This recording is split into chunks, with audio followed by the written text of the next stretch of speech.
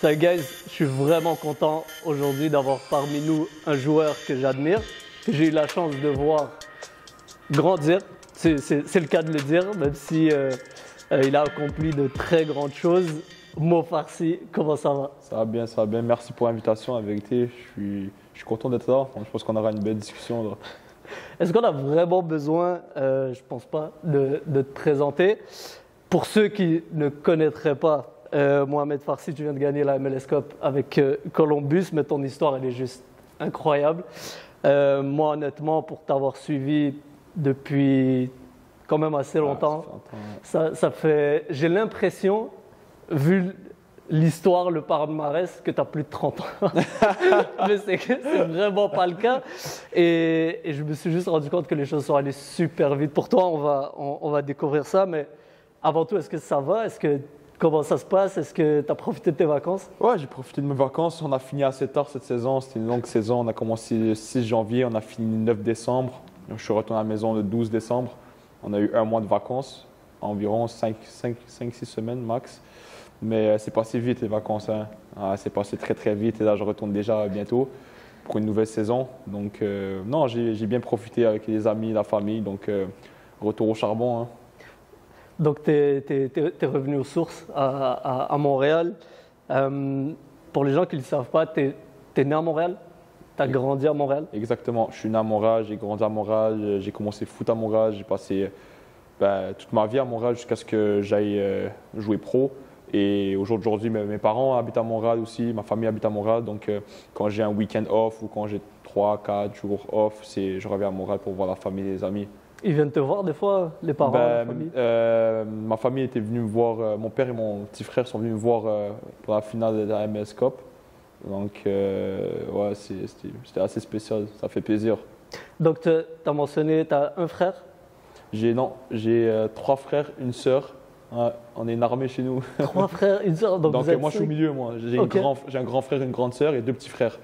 Donc, je suis au milieu, famille nombreuse, Laïbarek. Donc, Et est-ce que aujourd'hui, on peut dire que tu es le chouchou de la famille un peu ou... je ne dirais pas ça. Mais bon, moi, mon objectif en tant qu'enfant de ma famille, de mes parents, j'essaie de les rendre fiers, etc. Et en tant que frère aussi, c'est rendre fiers mes frères et ma sœur. Donc, je fais ça à la fin de la journée, je fais ça pour eux. Hein, c'est pour la fierté de la famille, donc ça fait plaisir. C'est vraiment drôle que tu dises ça parce que je te connais depuis peut-être 2016-2017 ouais. Et j'ai jamais vu tes frères ou ta sœur jouer au foot. Est-ce qu'ils jouent au foot? Mon grand frère, il jouait avant. Okay. Mon grand frère jouait avant, pas pro, forcément. Il jouait dans les équipes ici et tout. Mon père le coachait. Mes 2 petits frères aussi, ils ont joué un peu, etc. Mais personne qui est vraiment allé à fond. Mon grand frère, il était plus vers les études, ma grande sœur aussi. Donc, ouais, c'est ça. Et est-ce que tu penses que tu as hérité naturellement de cette passion-là ou est-ce que... Je pense que c'est de famille, la vérité. Ouais. Je pense que c'est de famille. Mes parents algériens et tout, c'est dans la culture, le foot forcément. Après, ouais, forcément, j'ai grandi dans le foot et dans le taekwondo parce que mon grand frère il faisait ça et mon père il était coach aussi, il coachait dans les équipes locales ici. Donc, ouais, j'ai grandi dans ça. Taekwondo, tu t'es rendu à quel niveau? C'est sur noir 2e dan. Oh. Ouais, tout le monde est. Ok, il faut faire attention. On a quelqu'un qui sait se défendre. Mais c'est drôle, tu disais. Est-ce que tu sais quel grand joueur? Zlatan, forcément. Zlatan, et il y en a un autre. Grand joueur d'origine algérienne. Tu fais du taekwondo? Ouais. Ben non. Très très grand joueur. Ah ouais? Ouais. J'ai aucune idée. Peu de gens le savent, mais Zidane faisait du taekwondo. Ben non. Ouais. Ouais. C'est vraiment intéressant. Tu me surprends là, pour de vrai. Je savais pas. J'avais jamais entendu que Zidane faisait du taekwondo. Il l'a dit peut-être à une ou 2 reprises et on va le mettre au montage. Mais honnêtement, ça ne m'étonne pas parce que vu ta gestuelle, j'ai très vite compris parce que tu n'es pas un joueur qui se fait facilement bouger, malgré ce qu'on peut penser. Hein, les joueurs maghrébins, on est fin. Ouais, des fois, on peut dire le physique. Mais toi, moi, j'ai un souvenir... une de tes dernières années au futsal, jouais à Cinque. Ouais. Et tu as décidé de prendre le ballon et de prendre les choses en main. Et honnêtement, tu nous as fait chier. Tu nous as vraiment fait chier. Parce que techniquement, on le sait que tu es à l'aise, mais après, même physiquement. Donc là, je comprends que ça vient du taekwondo.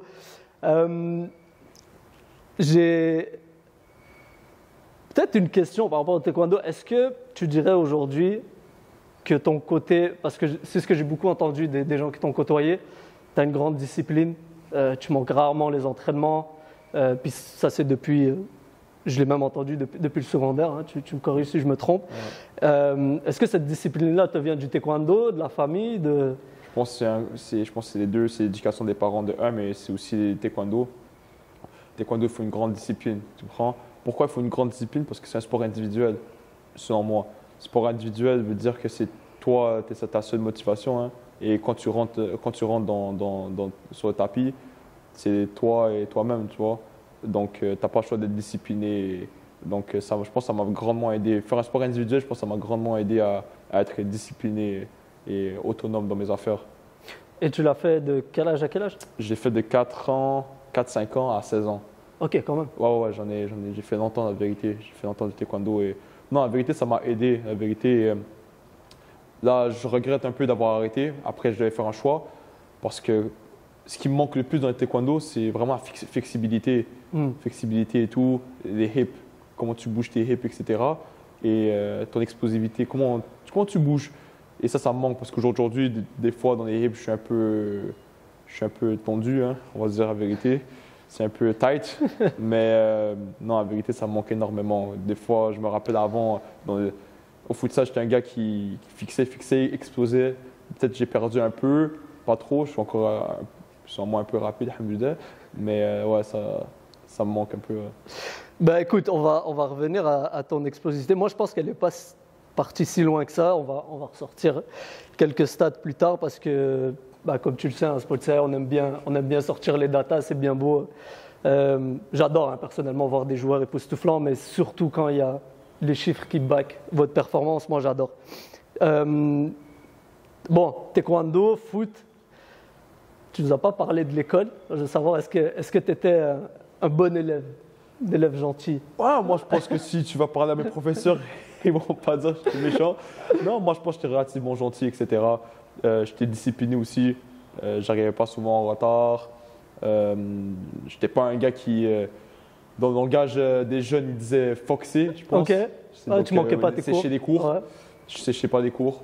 Je pense pas que mes parents ont reçu beaucoup d'appels en 5 ans par rapport au fait que j'étais un élève turbulent, etc. Donc, je pense que j'étais relativement tranquille. Les questions études, je passais mes matières, etc. Je trouvais toujours la manière de passer. Peu importe ta manière. Hein. On a des dossiers. On a des dossiers. On va pas les sortir. Non, il y a des dossiers pour de vrai. Dans secondaire 4, examen du ministère, il y a des dossiers. Ah ouais. L'important, c'est de passer. Hein. Comme dans un match de foot, l'important, c'est de gagner, ouais, mais l'important, c'est de passer. Il n'y avait pas la VAR en secondaire. Il n'y avait pas la VAR. Donc, une chance, ça t'a sauvé. Ouais, okay. Donc élève sans histoire. Sans tu histoire. Pas trop de chichi. Non, pas trop la vérité, okay. Je pense pas. Non. Ok, bah écoute, je pense que ça correspond avec ta personnalité parce que moi, de ce que je vois, tu es quand même un joueur très engagé dans le jeu. Et malgré ça, je n'ai même pas le souvenir de t'avoir vu prendre un carton jaune, du moins en amateur. Donc ça, je pense que ça correspond. Je pense que ça correspond et je pense qu'il y a peut-être le papa aussi. Tu m'as dit, toi, ceinture noire, deuxième dame. Peut-être lui, il est dixième dame, on ne le sait pas. Non. Pas. Peut-être c'est ça qui te laisse tranquille, en fait. C'est qu'il a une meilleure ceinture que toi. J'imagine ta famille a quand même une place importante dans tout ça. À Columbus, j'imagine, tu es tout seul, ta famille est restée à Montréal. Ouais. Comment tu le vis? Bah, la vérité, c'est dur. Je pense que c'est dur. Même Alphonso Davies avait parlé de ça par rapport au fait que tu étais loin de ta famille, tu n'as rien à faire. Quand tu finis l'entraînement, t'as rien à faire. Ta journée, elle est libre, t'as rien à faire, etc. Donc moi, ouais, forcément, la famille a fait mes manques. Après, moi, je peux pas trop me plaindre parce que je suis pas si loin. Quand j'ai l'occasion d'y aller, je retourne. Mais depuis longtemps, c'est comme ça. Hein, depuis que ma première expérience qui était en 2017 au Portugal, Donc, au fur et à mesure, je me suis habitué. La vérité, je me suis habitué. C'est depuis que j'ai l'âge de 17 ans. Donc, tu t'habitues. Mais ça fait toujours mal, tu prends de partir, etc. Tu connais les darons, quand elles voient leur enfant partir, etc. Ouais. Ouais, forcément, ça fait mal. Et tu vois, quand tu vois que ta daronne, ça lui fait mal, ça te fait mal aussi, tu vois. Le daron, tu connais, c'est les darons, c'est des hommes, tu prends les émotions La un peu fierté. moins. Ouais, tu prends les émotions. Donc, non, la vérité, je me plains pas trop, comme je t'ai dit, parce que je suis à côté. Mais ouais, non, la vérité, quand j'ai l'occasion de les faire venir, je vais les faire venir, Inch'Allah. Mais ouais. J'imagine beaucoup de FaceTime, beaucoup d'appels. Moi, personnellement, je suis pas trop un gars qui appelle beaucoup, etc. On s'appelle de temps en temps, mais pas trop beaucoup, pas trop. Des fois, j'appelle mon père, ma mère, des fois de temps en temps. Mais je suis pas un gars qui va appeler à chaque jour mes parents et tout, tu vois. De temps en temps par semaine. Donc, c'est ça. Ouais. Quand même indépendant. Ouais. À quel point, et je pense parce qu'il y a beaucoup de jeunes qui vont être dans la même situation où tu étais, que ce soit en passant par le futsal ou par la CPL, à quel point tu penses que le support des parents peut être important dans ton cheminement? Ouais, moi je pense que, personnellement, moi mon père m'a toujours ramené aux entraînements de taekwondo. Il a toujours été là dans mes matchs de foot, etc. Donc forcément ça te motive, tu vois. Donc à la fin de la journée, je me dis quoi? Je me dis ouais, j'ai envie de percer parce qu'il m'a tellement aidé que tu as envie de lui rendre pareil. Donc j'ai aussi vu des enfants que malheureusement leurs parents n'étaient pas trop présents. Ils étaient plus laissés à eux-mêmes. Mais non, je pense que c'est vraiment important de soutien des parents. Et moi, un jour, si j'ai l'occasion d'être papa, Inch'Allah, j'ai envie d'être aussi présent pour mes enfants et venir les supporter et leur montrer que je suis derrière eux, tu vois. Donc, Tu penses que ça fait une différence? je pense que ouais, je pense que peut-être pas consciemment, peut-être inconsciemment, ça te donne une motivation supplémentaire, tu vois. Peut-être que quand tu es jeune, tu ne réalises pas trop, tu vois. Mais après, quand tu vieillis, ça te donne encore plus de motivation. Peut-être qu'à 15, 16, 17 ans, je ne réalisais pas ça. Mais peut-être, vas-y, à 18 ans, 19 ans, quand j'étais à l'autre bout du monde, etc., puis j'avais envie de lâcher, je me disais, ouais, mais tu vois, on va dire, le daron a tout donné pour toi, etc. Donc, tu ne veux pas juste lâcher comme ça, tu vois. Donc, c'est ça. Clairement une source de motivation, en tout cas qui t'ait accompagné à tous ces entraînements-là. Et s'il y a des papas qui nous regardent, lâchez pas vos enfants. C'est pas tous des projets Mbappé, mais on le souhaite en tout cas. Ouais. Est-ce que tu as senti, tu as dit que tu amenais souvent au taekwondo, est-ce que tu avais un certain talent depuis que tu étais jeune ou c'est quelque chose qui est arrivé avec le temps? Parce que comme moi je t'ai connu, bon, techniquement, c'était clairement au-dessus. Donc, comment c'était perçu et comment toi, tu percevais aussi ton niveau? Dans le foot, Ouais. mon niveau, quand j'étais plus jeune, j'ai pas toujours été le meilleur. J'ai été coupé des équipes du Québec, etc. Mais moi, ma force depuis que je suis tout jeune, selon moi, c'est mon intelligence de jeu, comment je dis jeu, etc. Et ça m'a grandement aidé parce que peu importe je jouais quelle position, j'étais capable d'être bon. Donc après la question c'était je vais jouer quelle position, tu vois. Je ne pouvais pas jouer central parce que j'étais un peu trop petit. Milieu de terrain, je jouais milieu de terrain, mais on se disait ouais peut-être qu'il doit jouer sur le côté parce qu'il est rapide. Donc j'ai un peu joué dans chaque position et tout parce que j'étais un gars qui lisait bien le jeu, etc. Mais à la fin de la journée, j'ai fini défenseur droit. Défenseur droit, tu mets eux qui n'ont pas de poste, j'ai plus défenseur droit. C'est vraiment ça. Ça, c'est les compositions d'équipe, tu vois. Ouais, défenseur droit, c'est celui qui a pas de poste d'habitude. Mais on va revenir à ça parce que tu dis défenseur droit, mais tu as vraiment un profil à la Marcelo. Je sais pas si on te l'a souvent dit, mais j'ai vu tes stats et tes meilleures stats, elles sont soit dans le dernier tiers défensif et même tu es meilleur que certains milieux de terrain, que la plupart des milieux de terrain. Je vais te donner les chiffres à la fin. Mais avant ça, moi je me souviens en PLSQ, donc la Ligue semi-pro du Québec, à Longueuil, je pense que la plupart des matchs, tu les as joués au milieu, en 10. Au milieu. Donc c'est quand que tu fais le changement de 10 à latéral? Est-ce que c'est en CPL? Est-ce que c'est... Ouais, dans le fond, j'ai toujours joué milieu et défenseur droit. Toujours. Milieu, Okay. défenseur droit, milieu, défenseur droit. À partir de semi-pro. Donc, j'ai joué quelques matchs à droite, mais j'ai joué la majorité au milieu. C'est quand je suis allé à Blainville, quand les équipes du Québec jouent du Canada, j'ai joué défenseur droit. Après le jeu du Canada, c'est ça. Je suis allé à Longueuil, j'ai joué milieu et un peu défenseur droit. C'est à Blainville que j'ai vraiment joué défenseur droit. J'ai vraiment commencé à jouer défenseur droit. Et même quand j'allais en essai, quand je suis parti au Portugal, quand je suis parti en Finlande, c'était défenseur droit. Donc à Blainville, je suis allé défenseur droit. Ensuite, c'était vraiment là que je suis vraiment resté défenseur droit et j'ai arrêté de jouer au milieu de terrain. Et ouais, depuis ce temps-là, c'était juste défenseur droit. Et puis j'ai continué défenseur droit et défenseur droit ou gauche. Des fois, je joue à gauche aussi. Donc, ouais. Est-ce que tu préfères latéral droit ou... Ouais, j'aime bien latéral droit. J'aime bien latéral droit. Après, dans un système à 3-4-3, j'aime bien aussi piston gauche.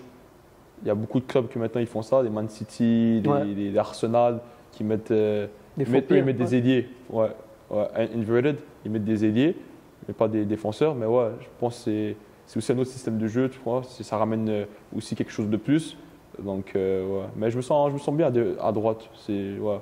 J'ai toujours joué à droite, donc forcément j'ai mes repères et tout. Et c'est vraiment drôle parce qu'on en a parlé en off tout à l'heure. À la base, ben, il y a beaucoup de futsal chez Mohamed Farsi. Ouais. Est-ce que, ben, on l'a vu, hein, ça ne t'a pas quitté parce que dans les matchs de play-off qu'on a regardé avant, tu fais encore des contrôles semelles. Il y a beaucoup de grands joueurs qui sont passés par le futsal, que ce soit les Zidane, les Ronaldinho, pour ne pas les nommer, beaucoup de joueurs brésiliens aussi.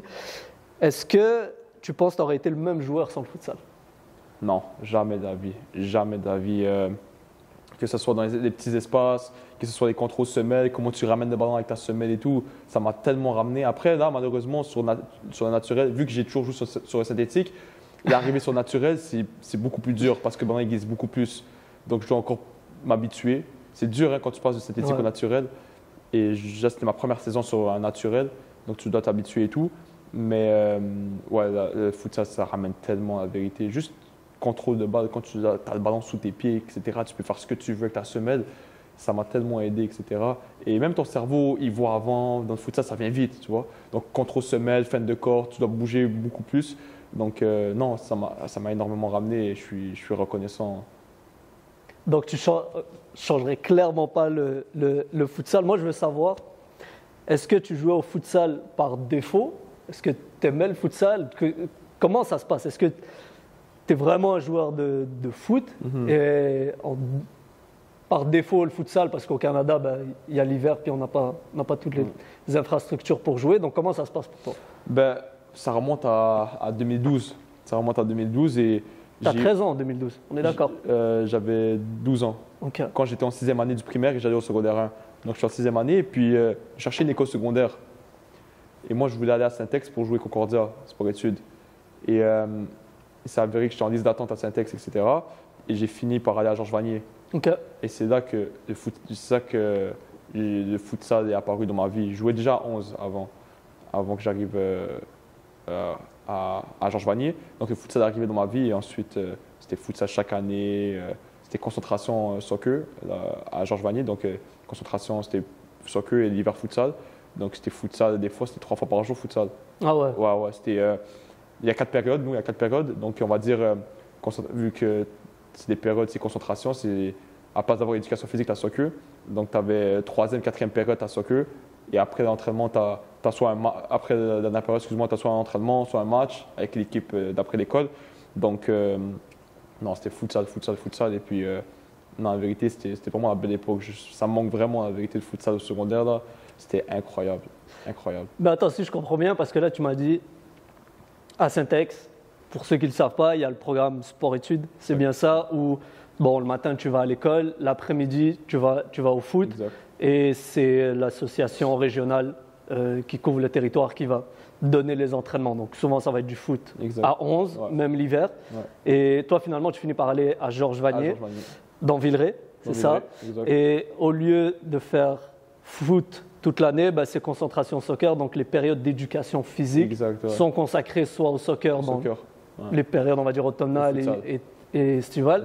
Et l'hiver, c'est futsal. C'est futsal. Ouais, futsal. Donc c'est quasiment futsal à tous les jours parce que tu joues aussi avec l'école secondaire, avec l'équipe de l'école. L'équipe de l'école, exactement. Tu avais des tournois, tu as ta saison, tu as des provinciaux, tu as ci, tu as ça. Donc c'était de octobre jusqu'à mars. Provinciaux, c'était mars, je pense. De octobre jusqu'à mars, c'est futsal. Tu comprends? C'était futsal. Après mars, tu avais ta saison, on va dire, je sais pas, U14-3, tu vois, U15-3 et tout. Donc, ça fait de mars jusqu'à octobre, septembre, octobre, tu vois. Donc, c'était futsal 6 mois, foot à 11, 6 mois. Donc, c'est une belle combinaison, la vérité, incroyable. Je recommande à n'importe qui, la vérité, de faire ça. Et moi, j'ai comme projet, pour être honnête, de justement ouvrir une école de futsal ici au Canada, à Montréal, pour l'hiver. Parce que moi, ça m'a aidé énormément, que ce soit moi, que ce soit Abzi. Dia Abzi aussi, il a joué au futsal à Evangeline et à Express. Donc, ça nous a tellement aidé que j'ai envie de faire bénéficier les plus jeunes aussi, tu vois. Et après, si le foot à 11, ça ne marche pas, il y a des ligues aux États-Unis de MASL et tout, donc il y a des portes de sortie. Mais, ouais. Deux prodiges quand même qui sont sortis du futsal. Toi, tu es maintenant en MLS et Dia, je pense qu'il joue en Espagne. Et là, il joue en Espagne, exactement. Donc c'est clairement, je me souviens, une très belle patte gauche. Ferme les jambes parce que tu vas te prendre un petit point. Soit tu vas prendre un petit point, soit tu vas prendre une feinte de corps. Il était chaud. Et c'est futsal, hein. Quand tu vois qu'il ramène la casse-semelle et qu'il fait passe mon jong, c'est futsal. Donc ça nous a vraiment amené un plus, la vérité. Donc clairement, le programme de l'école secondaire a fait une différence pour toi. Et je croise beaucoup de jeunes qui me disent faut que je fasse partie du programme sport-études, faut que je fasse les équipes du Québec en U14. Moi, je me souviens, en tout cas, je suis un peu plus vieux que toi. Et c'est ce qu'on nous disait, à 12 ans, il fallait que tu sois dans l'équipe régionale. À 13 ans, il faut que tu fasses bien en sélection régionale pour aller aux équipes du Québec U14. Et en gros, si tu manquais le bateau, bonne chance. Mais clairement, on a l'exemple aujourd'hui. J'en ai d'autres aussi, mais je suis content que tu sois là pour raconter cette histoire-là parce qu'il y a beaucoup de chemin pour arriver finalement où on veut arriver. Peut-être qu'à 13 ans, tu n'es pas encore prêt comme joueur. Tu l'as dit toi-même, tu n'étais pas nécessairement le plus talentueux. Exactement. Tu te fais couper des équipes du Québec. Est-ce que tu sens vraiment, si je prends Mohamed Farsi qui rentre en secondaire 1 à 12-13 ans et qui sort en secondaire 5, c'est plus le même joueur? C'est plus le même joueur, vraiment pas. C'est un joueur maintenant que non seulement je pense que je t'ai rendu... On va le dire, en secondaire 5, tu mets la misère à des papas en PLFQ. C'est ça qui arrive en fait. C'est exactement ça. Je jouais en PLFQ et j'étais aux équipes du Québec Futsal. Je pense pas que j'étais encore en équipe nationale, mais j'étais équipe du Québec Futsal exactement. Je jouais contre des adultes, etc. Donc la semaine, j'allais jouer à l'école contre, je sais pas, KDX ou peu importe quelle école. Contre des U16, en gros. Exactement. Et après, le week-end, je jouais en PLFQ. Et ça, c'est les Marouane et les Nicolas, etc. C'est eux qui m'ont accompagné pendant tout mon secondaire. C'est tes entraîneurs? Ouais. Tes entraîneurs de futsal. Okay. Et lui qui a été le plus mon entraîneur, c'était Marouane. Donc, il m'a vraiment traité comme un petit frère, etc. Il m'a vraiment aidé du secondaire 1 à secondaire 5, à vérité. Et puis, je pense que lui, dès le début, il a vu. Il a vu dès le début, dès que je suis arrivé. Même pas dès que je suis arrivé, parce que j'ai fait un essai. J'ai fait un essai et tout. Et j'étais en 6e année, je faisais l'essai quand j'étais secondaire 2. Je faisais l'essai et tout. Et eux, directement, ils ont vu, etc. Et Marouane, surtout, il avait vu. Et puis, il y avait du talent. Donc, c'est ça. Pendant ces 5 ans-là, c'était futsal, etc. C'est lui qui m'a ramené en PLFQ. Il m'a ramené en LF5 d'abord. Je pense que j'avais 15 ans, 16 ans. LF5 dans le temps, ça jouait là, de fou, tu vois. Et après, il m'a ramené en PLFQ. Après, j'ai pris mon envol.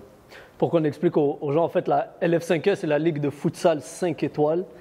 C'est, on peut le dire, la première ligue très sérieuse de futsal au Québec. Il y a vraiment un engouement parce qu'au Canada, l'hiver, il n'y a pas grand-chose à faire. Et vraiment, par la suite, la PLFQ, la première ligue de futsal du Québec, arrive tranquillement dans ces années-là, 2012, 2013. Toi, tu es encore très jeune. Donc, vraiment, tout ça se crée et toi, tu rentres à plein fond dedans. En 2015, je pense. Marouane, c'est ton entraîneur, excuse-moi, au secondaire et à Sporting en PLFQ. Exactement, les deux. Il me coachait à Georges Vanier, il me coachait aussi à Sporting.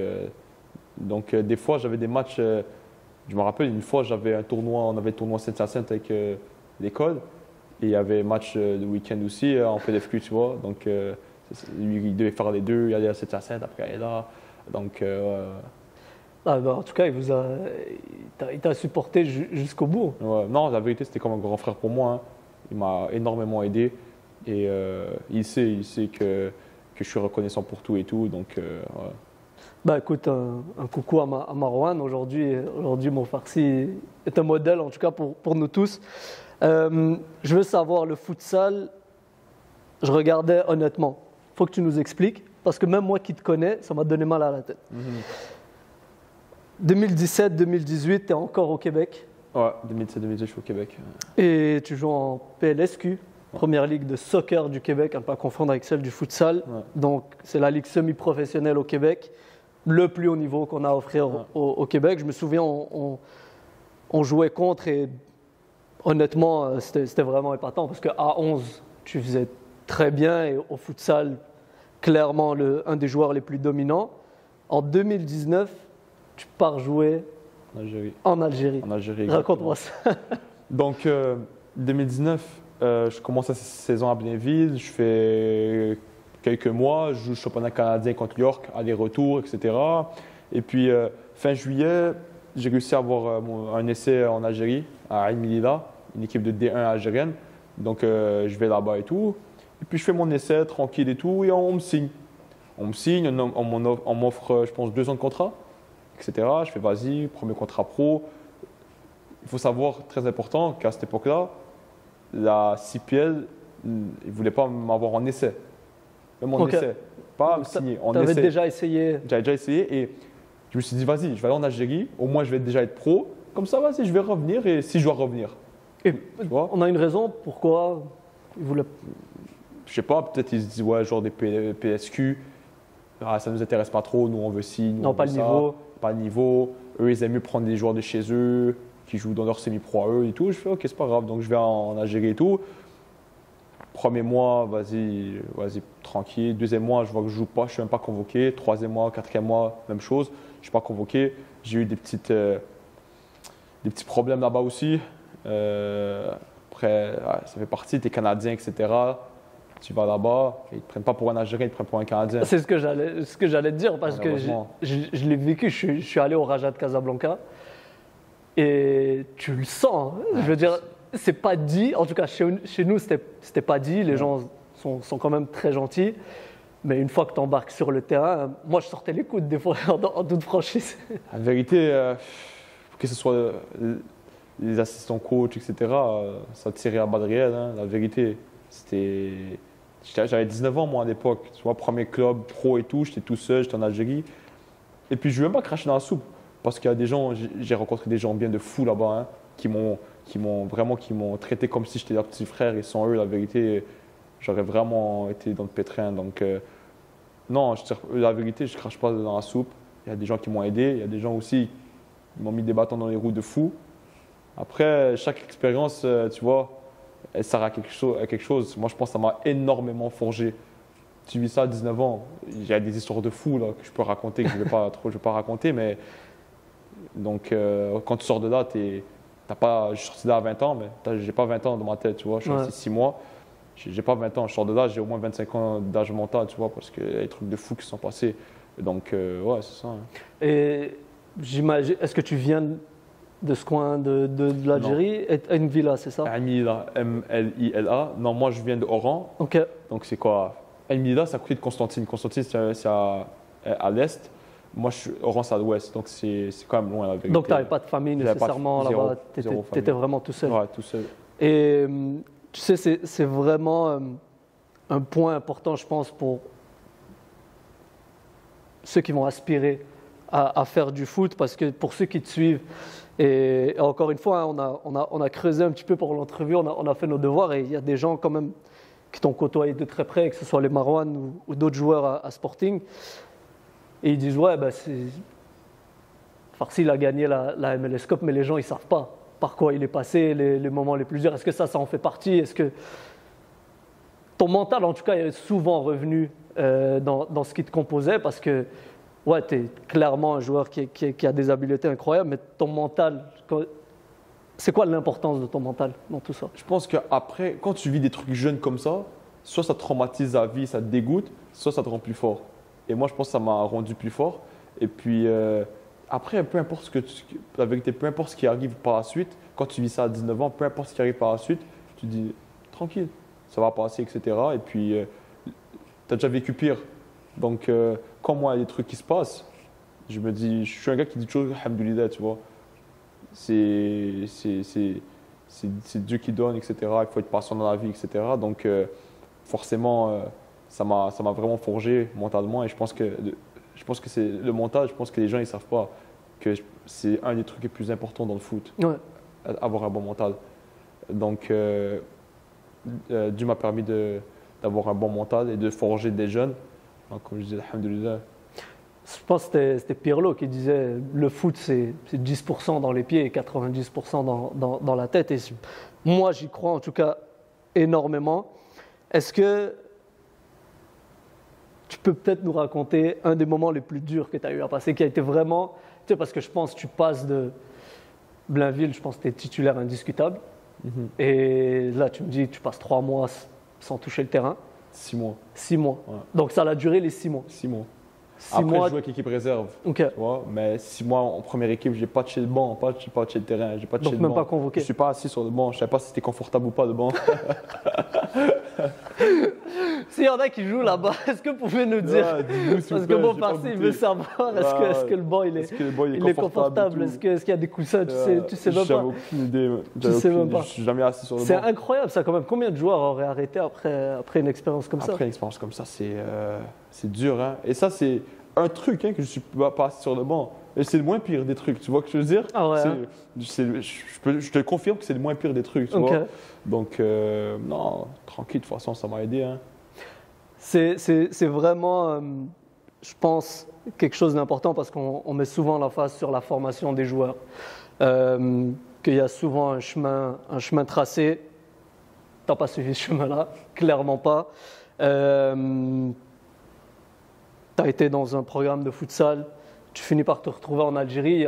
En tout cas, moi, quand je l'ai fait, je me suis dit, ouais, ça y est, délivré, parce que, en tout cas, surtout à mon époque, le foot au Canada était quand même très limité. Tu sais, aujourd'hui, tu as des... 6 pieds au moins. Hein, Exactement. Tu sais, nous, en tout cas, on avait la Canadian Soccer League. Bon, c'était clairement pas la même structure et tout ça, mais... Et de se dire que tu y vas et que tu joues pas, et quand tu reviens, c'est quoi ton état d'esprit? Est-ce que tu es en mode lion? J'ai la dalle, ça fait 6 mois que je n'ai pas mangé et je vais croquer dès que possible, ou je me laisse mourir en fait? Non, c'était vas-y, c'est quoi le prochain challenge? Ah ouais, directement. Directement, c'était quoi le prochain challenge? Et avant même de sortir d'Algérie, je savais c'était quoi le prochain challenge. Donc, je me suis assuré d'avoir un prochain plan avant de résilier mon contrat. Ok. Je ne suis pas juste sorti de là pour sortir de là. Je suis sorti de là, j'ai discuté avec Nicolas Martineau et tout. Kenon m'a mis en contact avec Nicolas Martineau et tout. Et je suis parti, j'ai discuté avec lui au téléphone et tout pendant que je suis en Algérie. Et il m'a dit ouais et tout, il y a ça, ça, ça. Après, je pense que j'ai discuté avec le coach de cavalerie. Je ne me trompe pas quand je suis en Algérie. Et puis directement, je me suis dit vas-y, en février, je vais avoir un essai, donc je résilie. Je ne pense pas que j'aurais résilié si je n'avais pas quelque chose derrière, pour être honnête. Après, c'est facile de dire ça maintenant, mais je ne pense pas que j'aurais résilié. C'est quand même important que tu dis ça parce que j'ai des potes qui sont passés par des phases comme ça dans certains pays, pour ne pas les nommer. Et souvent, dans ces moments-là, c'est facile de perdre un peu la tête. Tu sais, tu es sous tension, tu n'as pas nécessairement joué. Est-ce que tu aurais un conseil à donner? Parce que honnêtement, je ne pense pas que c'est quand même facile de garder une tête froide à ce moment-là, puis de se dire, ben, tu sais, je vais prendre la première chose qui vient, ou je vais juste lâcher et je me débrouille après. Tu sais, parce que tu es quand même tout seul là-bas. Ouais, 100%. Non, je pense que la vérité, moi, j'avais des gens autour de moi, tu vois. Que ce soit, peu importe, on va dire Kenol, quand j'ai discuté avec lui, parce que je suis allé en équipe nationale pendant que je suis en Algérie, j'ai joué en équipe nationale de futsal. Et j'avais discuté avec lui. Etc. Attends. Tu jouais en Algérie au foot? Ouais, et je jouais au futsal avec l'équipe Et nationale. tu jouais au futsal avec l'équipe nationale? Ouais. Ok, ça je savais pas. Rien à voir. Ouais. Ça je savais pas. Ok. Je jouais en même temps. Et ils t'ont laissé partir?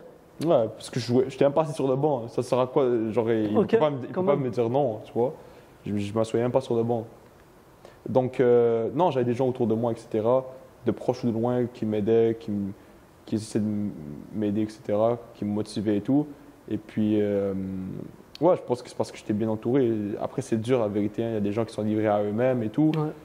Donc, quand tu es livré à toi-même, je pense que la famille, je pense que c'est ça le plus important. Tu vois, la famille, les amis, tu as un bon entourage. C'est pour ça qu'il faut s'entourer des bonnes personnes. Ouais, clairement. Ouais, donc je pense que c'est ça.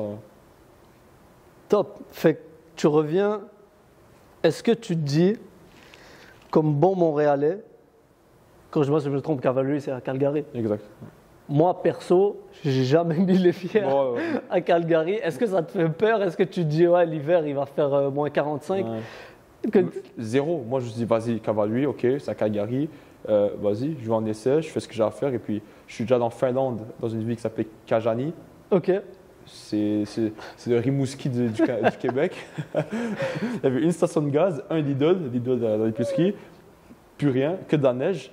Donc, aller à Calgary, ça ne me dérangeait pas trop, la vérité. Ça ne te dérangeait pas. Ah, t'aimes vraiment le foot? Ouais. C'était soit le foot. La vérité, c'est parce que je ne voulais pas aller à l'école. Donc, je suis pas. Ok, donc tu n'es pas si bon élève que ça, finalement. J'étais un bon élève, mais je ne voulais pas aller à l'école. Je voulais pas suivre le système, aller à l'école, etc. Okay. Et puis, je me suis dit, vas-y, je joue au foot, je joue au futsal, je me débrouille assez bien. Donc, vas-y, on va essayer, tu vois. Et si j'ai réussi, tant mieux. Si j'échoue, ben, au moins, je vais avoir essayé. Donc, c'est ça la mentalité. Et puis, je vais à Calgary, je me dis, vas-y. Et puis, je fais mon essai. 2 semaines, j'ai réussi à signer un contrat.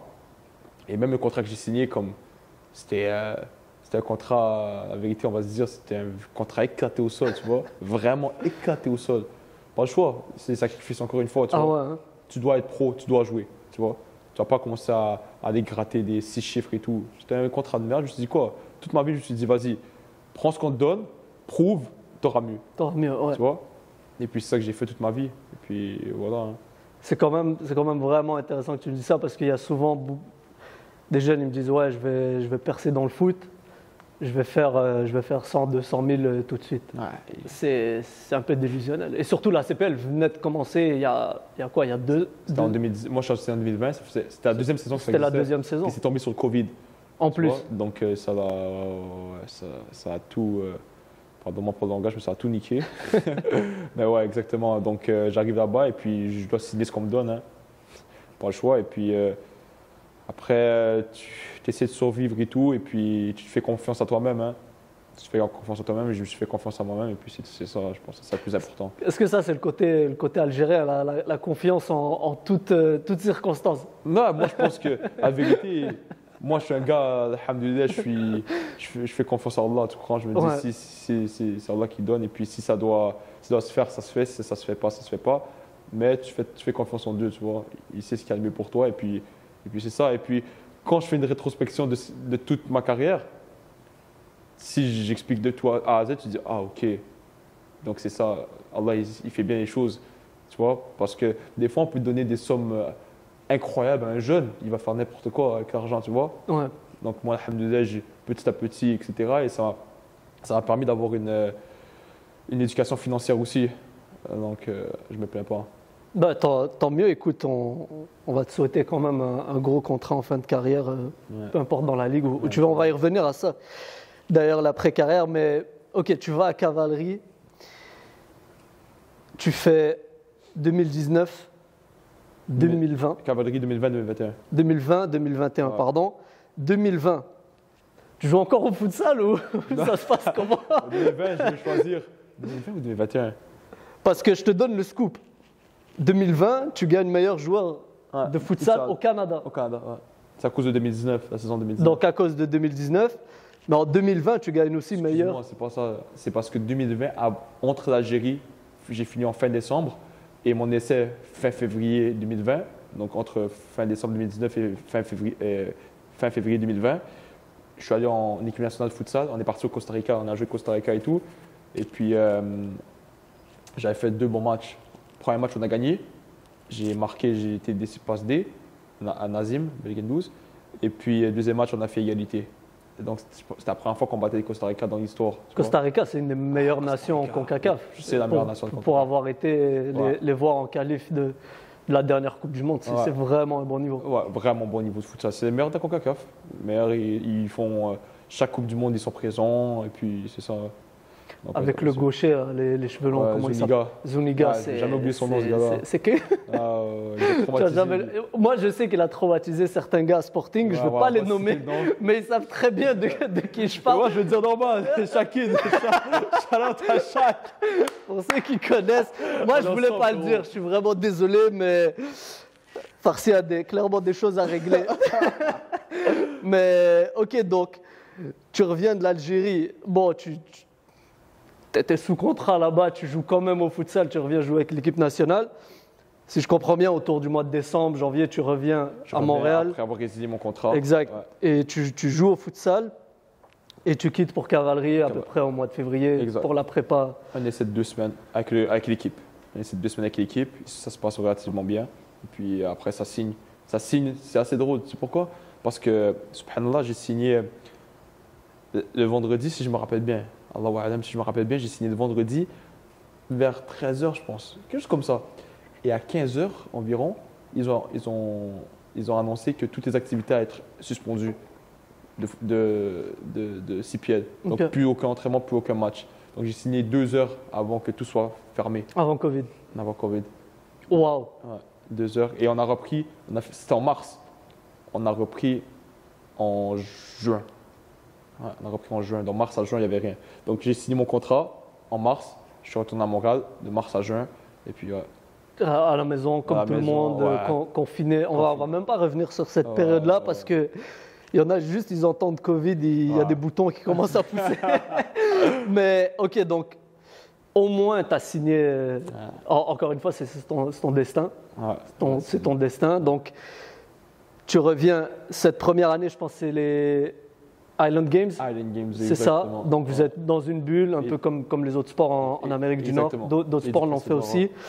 Comment tu vis ça? Est-ce que c'est... Oh, c'était excellent. Hein? Ah ouais? Parce qu'il y a d'autres joueurs, ils m'ont dit l'inverse. Ils jouaient au Unoa tous les jours. Après 3 semaines, ils n'aimaient plus. Parce que moi, j'étais avec les gars. Il y avait des James Jeffrey, il y avait Shakib, il y avait Chris No, il y avait Daniel. Il y avait tous mes gars. Il y avait Dia, il y avait tous mes gars, tu vois. Donc, c'était la journée, on s'entraînait. Après, le soir, on avait une salle. Mais attends, ces joueurs-là ne jouaient pas dans ton équipe? Non, justement. Donc, on se retrouvait tous ce vous soir. Chillez, tous ce soir, avec on avait une table, on avait une salle. On rentrait dans la salle. Et je pense que c'était que les Québécois qui faisaient ça. Ah ouais? Que des Québécois qui se retrouvaient ensemble et tout, tranquille. Et puis, je pense même que ça a marronné. Je pense même qu'il y a des gens qui ont hate et tout. Genre, ils font quoi? Moi, c'est mes gars depuis des années. Si j'ai envie de chiller avec eux, je chill avec eux, tu vois, je veux dire. Donc, je pense. C'était la meilleure chose qui pouvait t'arriver de vraiment te retrouver, on va dire, confiné dans un bon environnement. Ça fait 6 mois que, oui, tu as joué en réserve, mais j'imagine ce que tu voulais, c'était jouer en équipe première. Tu sais, comment ça se passe, ta relation avec le coach? Est-ce que, j'imagine, vu qu'en 2020, tu gagnes meilleur joueur U21, tu as énormément de temps de jeu. Est-ce que vraiment tu sens qu'il y a le mot farci de quand il signe juste avant le Covid et à la fin de 2020, à la fin de 2021, il y a vraiment une différence? Ouais, je pense qu'il y a vraiment une différence. Peut-être en termes de talent aussi, je me suis amélioré. Mais la plus grosse différence qu'il y a eu, je pense, c'est mentalement la confiance. Tu prends, premier match, je rentre, je gagne penalty, ta confiance elle monte. Là, tu es partant, premier match partant. Ok, c'est ton premier match, peut-être t'es pas confiant. Je fais une passe D, je joue à gauche, je fais une passe D, je finis joueur du match. Et après, ça s'enchaîne, tu vois. Donc, à la fin de la saison, t'es vraiment bien mentalement, tu es en confiance. Et un jour de foot sans la confiance, selon moi, c'est rien. Ouais. Tu vois, tu as besoin d'être confiant et tout. Et je pense que ça m'a aidé à être confiant. Et puis, si je regarde la première journée où j'ai signé et la dernière journée où j'ai reçu mon trophée, je pense que ça n'a rien à voir côté mental. Ah ouais. Ouais, rien à voir. Plus que l'Algérie, est-ce que tu penses que tu as vécu en Algérie t'a permis de, pas que ce soit un coussin, mais que ce soit une base pour justement ce mental-là qui se forge? Ouais, pour être prêt mentalement. Ça m'a aidé à être fort mentalement, peu importe ce qui se passe, tu vois. Peu importe si on va dire je n'aurais pas joué à Cavalois, je m'aurais dit en Algérie, j'ai pas joué, donc juste patiente et tout. Donc ça m'a permis d'être bien mentalement. Après, je n'étais pas confiant parce que ça faisait 6 mois que je n'avais pas joué, etc. Mais c'est ça, comment en fait tu t'arrives, parce que tu m'as dit, ouais, tu reviens avec cette mentalité-là de Lyon qui est affamé, qui veut qui veut se donner un challenge. Donc, tu fais ton essai, ça se passe bien, mais une fois que tu as ça, tu n'es pas en mode « Ok, je suis soulagé, j'ai mon contrat ». Non, vraiment pas. Moi, je voulais jouer. Et j'avais fait un bon camp d'entraînement. Je jouais en juillet, bon camp d'entraînement et tout. Et tout le monde se disait « Ok, c'est moi qui allais commencer. » Tu vois, tout le monde se disait « Farsi va commencer et tout. Il fait ça bien, il joue bien et tout. » Et premier match, j'ai pas commencé. J'ai pas commencé le premier match. Ouais, j'étais un peu frustré et tout parce que je pensais que je méritais de jouer. Mais après, je me suis dit « Vas-y, tu rentres, fais ce que tu as à faire et c'est tout. » Je suis rentré, puis j'ai fait ma passe D et tout. Et après, le match d'après, j'ai commencé, tu vois. Puis c'est pour ça que l'expérience en Algérie, elle me permet d'être patient aussi, tu vois. Ça m'aide à avoir une patience et puis j'ai patienté et puis voilà. En tout cas, tu as patienté 6 mois. Je ne connais pas beaucoup de joueurs qui auraient fait ça, surtout à cet âge-là, loin de la famille, honnêtement. Chapeau. On saute. Donc, tu fais 2 superbes années à Cavalry, malgré que peut-être les résultats au niveau collectif ne sont pas nécessairement là. Toi, pour toi, tu t'épanouis? Ouais, je pense que, premièrement, je m'épanouis. Deuxièmement, on ne finit pas champion, mais on finit 2 fois, je pense, en demi-finale. Premier Island Games, c'était un peu bizarre. C'était les 4 premiers qui allaient au prochain round et tout. Mais deuxième, en 2021, on est perdu en demi-finale. Mais personnellement, je pense que j'ai fait 2 belles saisons, etc. Et puis, c'est ça. Hein, après, c'était la fin du chapitre à Cavalerie. Est-ce que c'est toi qui l'as initié? Ouais, c'est moi qui l'ai initié. Ouais, parce que, encore une fois, je me suis dit quoi? Je me suis dit, vas-y. En 2021, ils ont voulu me re-signer encore. Ils m'ont offert plusieurs contrats. J'ai pas voulu. Je me suis dit, écoute, moi, je me fais confiance. Je vais faire ce que j'ai à faire. Et ensuite, à la fin de la saison, je vais être libre. Je voulais être libre à la fin de la saison. Et puis, ouais, c'est un peu risqué.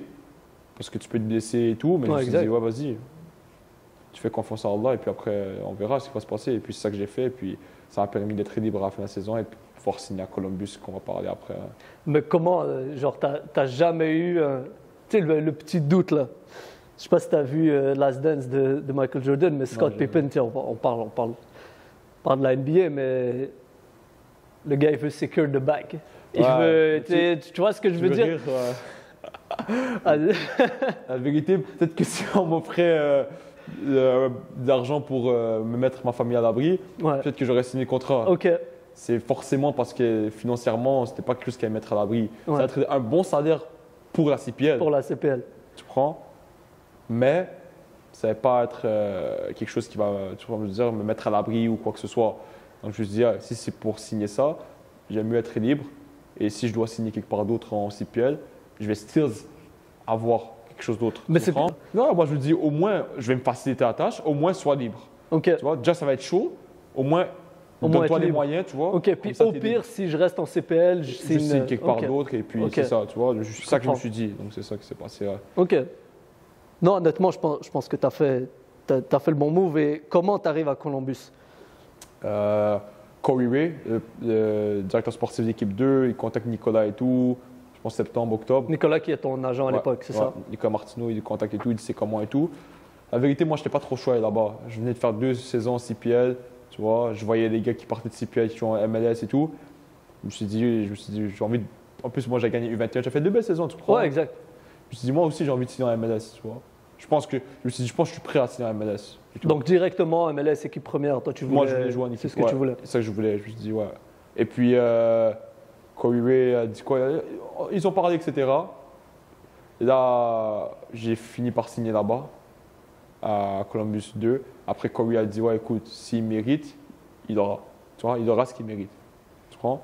Donc, je me suis dit, encore une fois, je fais quoi? Je fais, vas-y, fais ce que tu as à faire encore, tu auras ce que tu mérites. Tu t'es jamais dit, je dois encore me prouver, entre guillemets? Ouais, je me suis dit ça, je me suis dit encore, je dois me prouver. Mais après, c'est ça, hein, je pense que toute ma vie, ça va être ça, toujours te prouver, etc.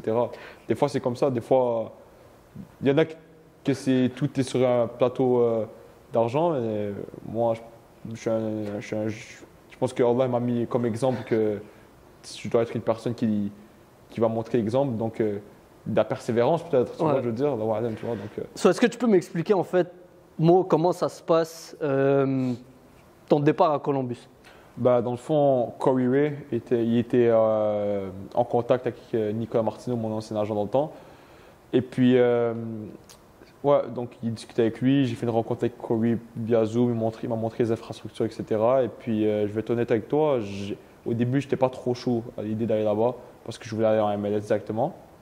Et puis, finalement, j'ai décidé d'aller là-bas et je me suis dit quoi? Je me suis dit, vas-y, encore une fois, fais ce que tu as à faire, il t'aura ce que tu mérites. Et Corey il nous avait dit, écoute, si Farsi fait ça bien, etc., il aura ce qu'il mérite. Et ça veut dire qu'il aura ce qu'il mérite, ça veut dire un contrat MLS. Donc j'ai fait 6 mois en MS Next Pro, j'ai réussi à avoir en juillet un contrat MLS. Et puis c'est ça, après j'ai continué MS Next Pro et MLS, j'ai enchaîné les deux. C'est ça, parce que je me souviens en fait, tu fais une quinzaine de matchs avec la réserve. Ouais, et tu finis la saison avec l'équipe première. Ouais. Tu joues, si je ne me trompe pas, 2 matchs.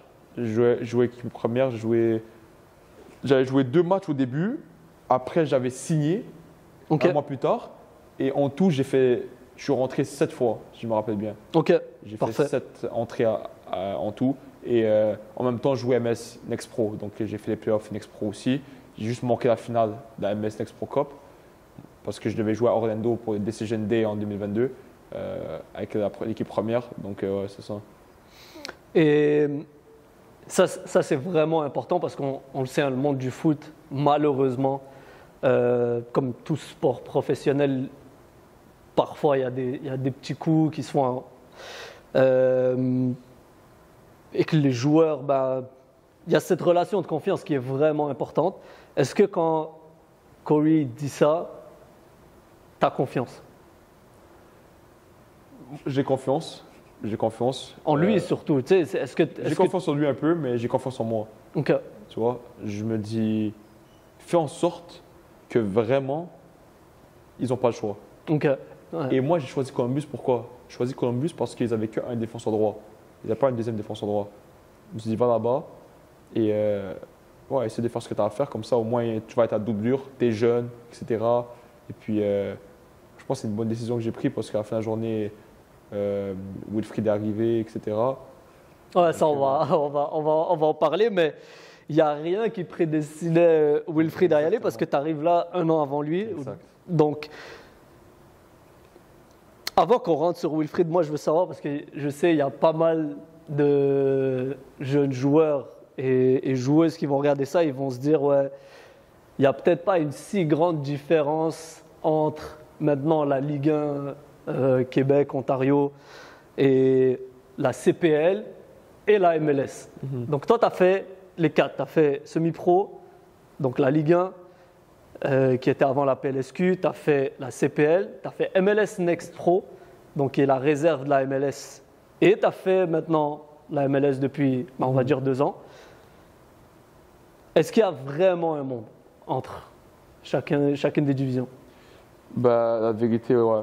La vérité, OK, entre la PLSQ et la CPL, la vérité, c'est il y a vraiment moi, je pense qu'il y a une différence. Un très bon joueur de PLSQ, après, tu peux être un très bon joueur de PLSQ, mais pas pouvoir t'adapter. Ouais. Tu vois? Mais question de talent, il y a beaucoup de joueurs de PLSQ qui pourraient jouer en CPL. Après, c'est des circonstances. Est-ce que tu peux t'adapter? Est-ce que tu es bon face à la pression, etc. Est-ce que tu es pro? Exactement. Est-ce que tu es pro dans ta vie de tous les jours, etc. Tu as une discipline et tout. Mais question de talent, ouais, il y a des joueurs, mais il y a une différence. Il y a vraiment une différence, etc. CPL, MS Next, ça se ressemble un peu.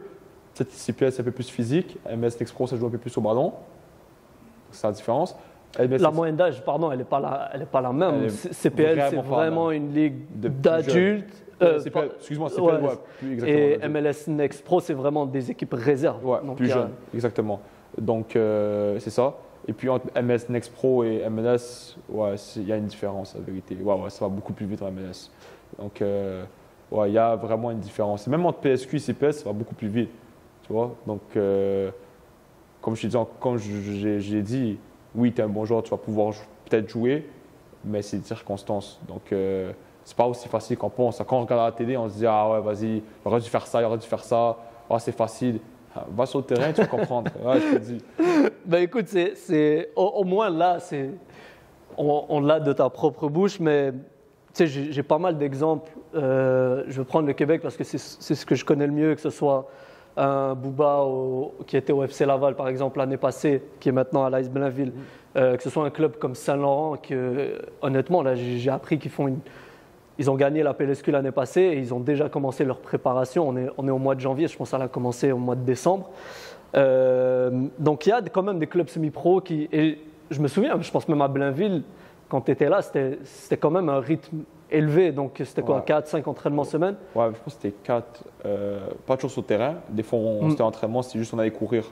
On se rejoignait tous à l'école de secondaire Sainte-Thérèse et après on courait dans le quartier en plein hiver, en pleine neige, pour être prêt parce que tu n'as pas le choix. Tu as un match contre une équipe qui joue en CPL, qui a une vraie préparation, qui part dans le sud, etc. Tu ne vas pas arriver avec tes 2 entraînements par semaine, physiquement, tu ne vas pas tenir. Donc c'est ça. Donc, malgré tout ça, il y a quand même un écart, ce qui est quand même logique, je pense. Et moi, je veux savoir quand tu fais le saut de Columbus 2, donc la réserve avec les pros. Donc tu joues de juillet jusqu'à la fin de la saison. Comment ça se passe? Est-ce qu'il y a vraiment une intégration? Est-ce que tu te sens à l'aise tout de suite? Déjà, je m'entraînais depuis, je pense, mai. Je m'entraînais de temps en temps. On m'appelait de temps en temps. Donc je rentrais un peu dans le mood, etc.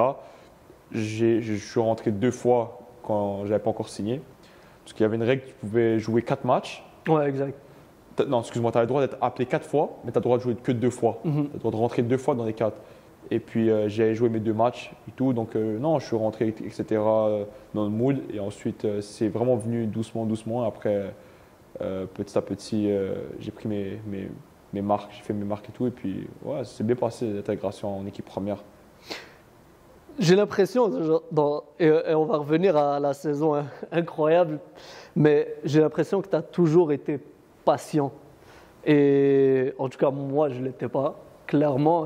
Est-ce que c'est quelque chose que c'était inné? Est-ce que, bon, tu l'as dit, tu voulais, t'aimais ça en fait, le challenge. Est-ce que c'était quelque chose vraiment, pour toi, c'était du carburant? Dès qu'on disait, moi, il y a un challenge, tu ne pourras pas faire ça.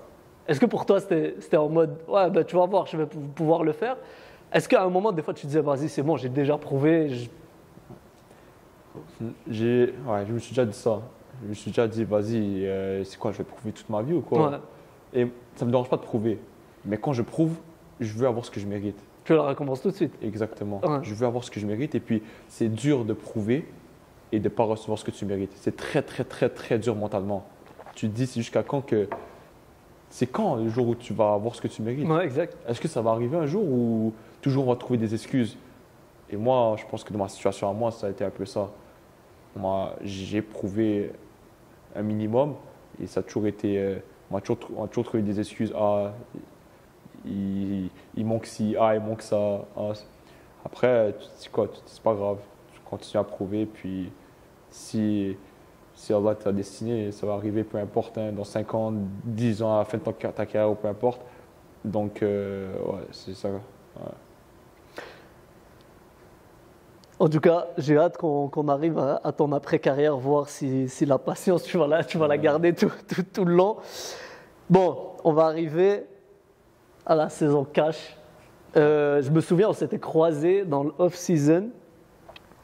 Et je t'ai demandé, est-ce que c'est vrai les rumeurs de Wilfried à Columbus? Je ne sais pas si ça te dit quelque chose. On était à Sport Expo, tu étais venu voir un match de futsal, parce que le futsal te manquait, j'imagine.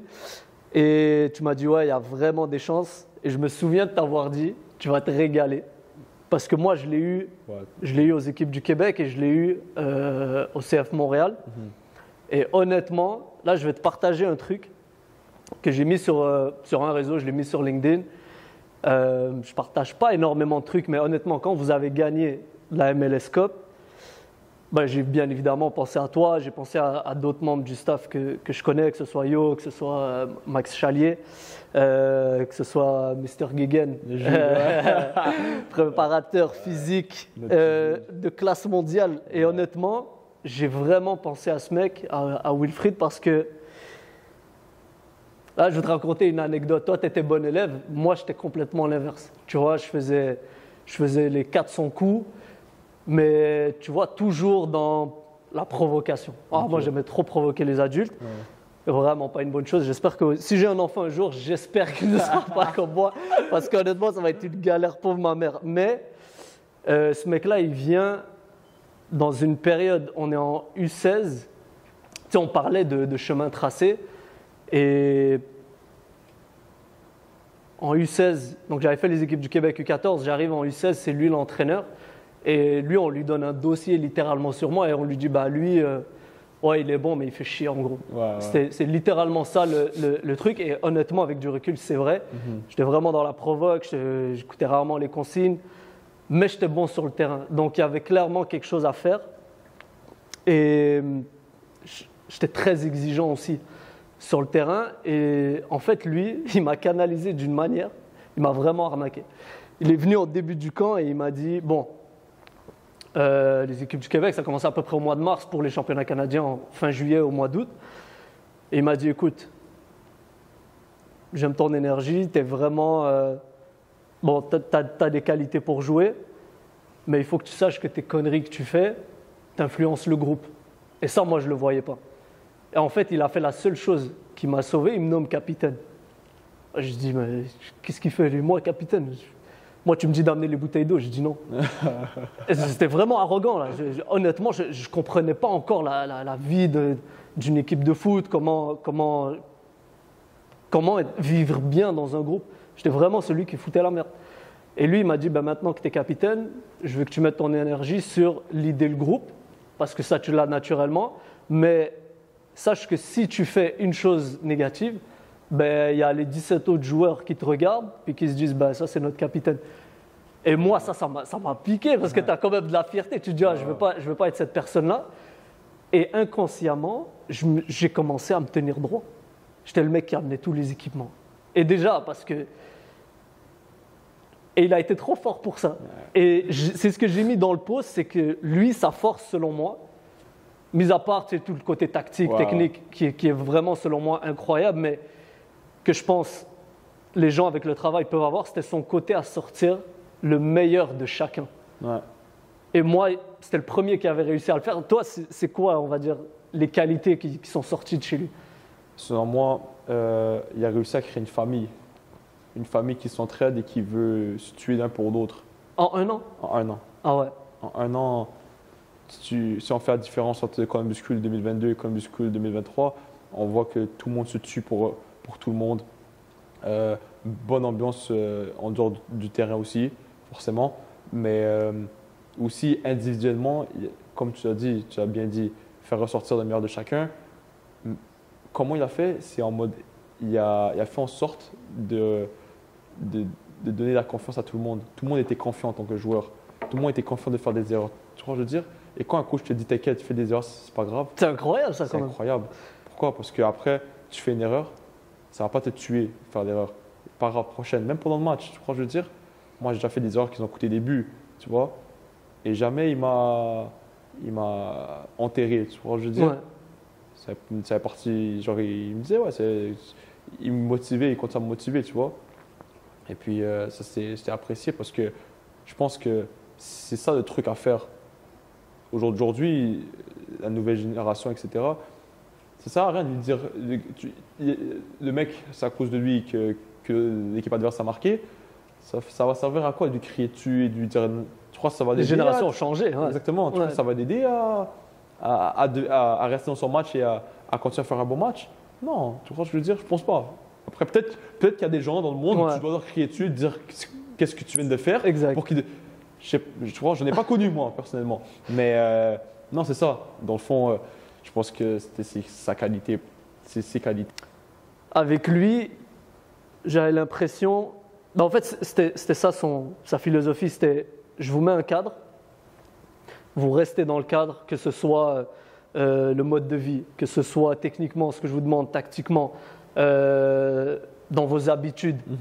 Tant que vous restez dans le cadre, vous allez être libre dans ce cadre-là. Je ne sais pas si c'est encore la même philosophie, mais moi je me souviens des séquences dans des zones du terrain, voici ce qu'ils te demandent. Reste là, tu arrives dans une certaine zone, fais-toi plaisir, peu importe ce qui arrive, moi je mets les choses en place pour qu'on n'ait pas de problème derrière et fais-moi confiance. Exactement. Donc c'est fou quand même, donc cette philosophie-là, il l'a. Et tu sais, moi, je me disais, il nous parlait du Barça, de Manchester City, il était beaucoup fan de Guardiola.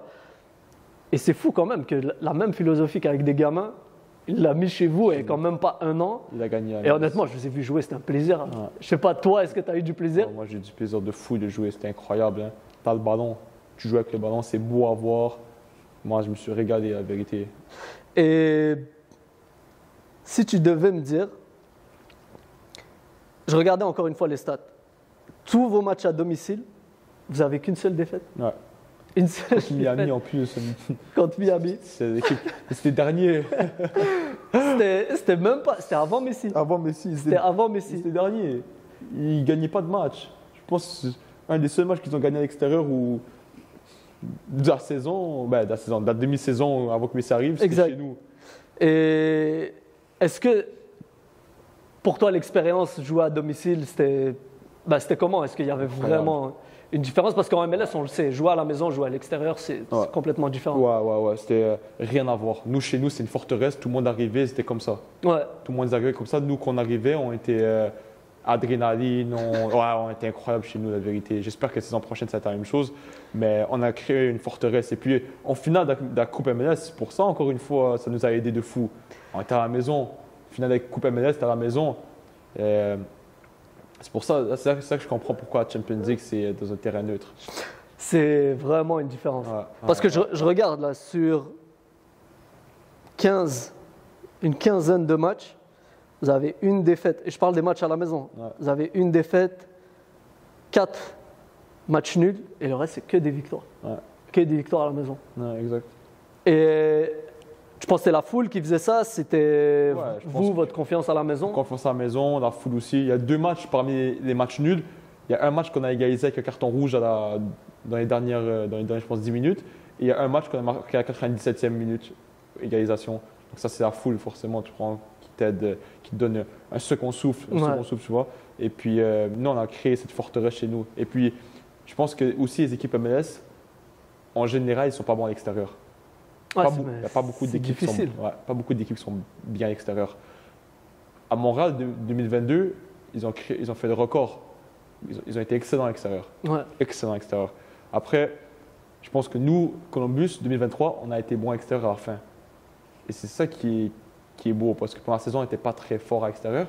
Mais quand il fallait gagner à l'extérieur, Orlando en demi-finale de conférence, Cincinnati en finale de conférence. Tu as 2 matchs que tu dois aller gagner à l'extérieur de playoff. À l'extérieur, 2 matchs de suite. Playoff en plus. Et tu vas les gagner. C'est beau, tu vois. Non, c'est vraiment un truc, je pense, qui est difficile à cerner parce que, tu sais, on parlait de Champions League, mais si tu prends la France, l'Espagne, où tu es le top 5, bah, c'est quoi ton plus gros déplacement? C'est quelques heures, alors qu'ici, tu as l'Est, tu as l'Ouest, donc ça peut vite devenir compliqué. Je me souviens même, Drogba, j'avais dit c'est vraiment trop dur jouer à l'extérieur. Tu as la route, tu as décalage horaire. Je connais très peu de pays qui ont décalage horaire en première division. Exactement, décalage horaire. Je pense que j'avais vu un truc que Chiellini il avait parcouru plus de kilomètres avec LA en 2 ans que je ne sais pas combien d'années avec la Juventus. Ah ouais, c'est fou quand même. Quand on va dire que tu es à LA et tu dois jouer, je sais pas moi, un match à New York, tu traverses tous les États-Unis. Ouais, mais c'est un des plus grands pays au monde. Exact, c'est comme traverser l'Atlantique. Exactement. Ouais, c'est incroyable. C'est exactement ça, c'est 7 heures. Ouais. Tu vois, je veux dire, 7 heures plus 3 heures de décalage horaire. Et tu dois performer, tu ne joues pas à la maison. Non, c'est honnêtement incroyable. Et donc, le championnat se passe bien, vous finissez quand même 3e. Comment vous rentrez en play-off? Parce que si je me souviens bien, vous commencez les play-offs, tu retrouves le banc. Ouais, j'avais trouvé le banc il y a bien longtemps. J'avais retrouvé le banc quand ils ont signé de nouveaux joueurs. Okay. Ils avaient signé de nouveaux joueurs. Je suis assis sur le banc. Des fois, je rentrais, des fois, je ne rentrais pas. Tu vois, la plupart du temps, je rentrais. Je pense sur 11 matchs, peut-être je ne suis pas rentré peut-être 3 fois. Dans les 8 matchs, je suis rentré. Après, encore une fois, tu restes patient. Hein. Je pense que tout ce que tu as vécu auparavant, ça t'aide dans des moments comme ça. Tu vois. C'est dur. Hein. Tu as été partant de 2 tiers de la saison. Dernier tiers, tu ne joues pas. C'est vraiment dur mentalement et tu dois rester prêt. Donc, je pense que dans cette phase-là, j'ai commencé peut-être 2 matchs, peut-être. Je me rappelle, je jouais à Houston, il faisait peut-être 40 degrés. Ça, c'est un des matchs. Comme en Algérie, non? Ouais, exactement. Par contre, en Algérie, j'ai pas joué. Mais Là, tu as joué. là, j'ai joué. Est-ce que tu as regretté à ce moment-là? Tu t'es dit, ah ouais, j'ai bien fait de pas jouer parce qu'il faisait trop chaud. Non, ouais. Non, la vérité, non, c'était 40 degrés et tout. Houston, ça faisait longtemps que j'avais pas joué. Après New England, ça faisait encore longtemps que j'avais pas joué. J'ai passé peut-être 4 semaines, 3-4 semaines sans jouer de match. Donc, après, j'ai essayé de rester professionnel et rester prêt. Et je pense que c'est ça qu'ils ont apprécié. J'ai apprécié que quand ils me mettaient sur le terrain, j'étais prêt. J'étais prêt à jouer, j'étais prêt à performer. Et puis, je pensais à l'équipe. Et puis, rendu en playoff, premier match, je m'assois sur le banc. Deuxième Mais match, attends, tu joues quand même parce que là je regarde. ouais, À partir du mois de juillet, oui, plutôt mois d'août, ouais, août, c'est ça. tu commences plus trop les matchs, mais tu rentres quand même. Donc, est-ce que Ouais, tu je perds rentre pas vite fait. trop la... Ouais, Ouais, je joue vite fait. Après, il y a une différence entre jouer 15 minutes, ouais. 10 minutes et jouer 90. Rien à voir. Toi, ça t'a vraiment... Jouer 10 minutes, moi, ça me tue. Je suis pas capable de jouer 10 minutes. Ok. Parce que moi, mon cardio, j'ai besoin de T'as besoin de te mettre dans le match. me mettre dans, Ok. exactement dans le match, etc., enlever le premier souffle. Et c'est là. Tu sais que la vérité, honnêtement, j'ai plus de facilité à jouer 90 minutes que jouer 25 minutes. T'es un vrai maghrébin, en fait. Vraiment. T'as une Vraiment. VMA. Vraiment, Toi, en fait, c'est ça. Ton cardio, il est basé sur la VMA. Tu commences tranquillement Exactement. et tu arrives. Ok. Exactement, VMA. Donc, enlever le premier souffle et tout. Ouais. Et ensuite, je peux enchaîner. Je peux enchaîner 120. Ok. Orlando, j'avais enchaîné 120. Ouais. Je pense que tout le monde était choqué. Parce qu'à 116e minute, je prends le ballon, je cours sur tout le terrain. Ouais, non, je m'en Tu vois? souviens parce que je pense que j'ai joué un match contre toi en Coupe Québec. Et moi, je me souviens, j'étais mort. La et... Naudière? Ouais, la Naudière, on finit en Québec. penalty. Et un penalty. Et toi, tu es encore là Ça à va, enchaîner du monde. Non, rappelle honnêtement, ce match-là. c'est là où j'ai su que tu avais ça. Mais attends, petite parenthèse, les tests physiques, t'éclates tout le monde ou... La vérité, l'année passée, je suis arrivé deuxième. Il y avait Ok. un gars qui m'a battu. Mais la vérité, normalement, je suis dans le top. Tu vois. Ok. Là, on a le test physique mardi prochain. Ok, bah écoute, Dans on une veut, semaine. on veut la VM.